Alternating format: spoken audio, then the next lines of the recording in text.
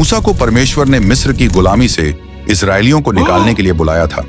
उन्होंने फिरौन का सामना करते हुए परमेश्वर का आदेश दिया, मेरे लोगों को जाने दो।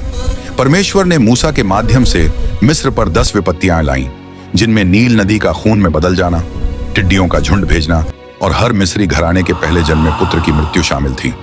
मूसा ने लाल समुद्र को चीर दिया, जिससे इजरायली फिरौन की सेना से बच निकले। बाद में मूसा ने परमेश्वर से सीनै पर्वत पर 10 आज्ञाएं प्राप्त की। मूसा के बहुत बाद इजरायली परमेश्वर को भूल गए और मूर्तियों की पूजा करने लगे। तब परमेश्वर ने एलिय्याह को भेजा ताकि वह सबको परमेश्वर की शक्ति की याद दिला सके। एलिय्याह ने बाल नामक झूठे देवता के नबियों को चुनौती दी। उन्होंने कर्मेल पर्वत पर बैल की बलि चढ़ाई और एलिय्याह ने स्वर्ग से आग मंगाई जो उसकी बलि को भस्म कर गई। इससे सिद्ध हो गया कि सच्ची शक्ति केवल परमेश्वर में है, न कि बाल के नबियों में। उस समय 3 वर्षों से बारिश नहीं हुई थी और सब कुछ सूखा और जला हुआ था।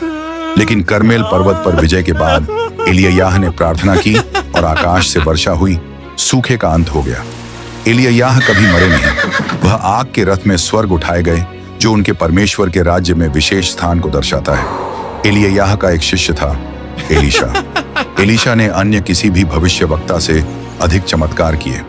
उसने एक विषैले कुएं को शुद्ध किया, एक विधवा के तेल को बढ़ा दिया ताकि वह और उसका बेटा बच सकें, और एक मरे हुए लड़के को जीवित किया।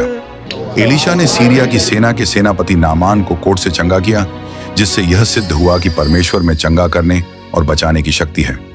एलीशा के जाने के बाद इस्राएल के एक संकटपूर्ण समय में एक नया भविष्यवक्ता प्रकट हुआ, यशायाह। उसे मसीहा के आने के दर्शन हुए और उसने एक कुंवारी से जन्म की बात कही। यशायाह की एक भविष्यवाणी में वह एक दुख उठाने वाले सेवक को देखता है जो हमारी गलतियों के लिए छेदा जाएगा। यह यीशु के जीवन और बलिदान की भविष्यवाणी थी।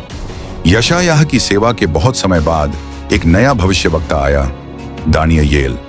उसने कई बाबुली और फारसी राजाओं के अधीन सेवा की और ऐसे स्वप्नों का अर्थ बताया जिन्हें कोई और नहीं समझ सका।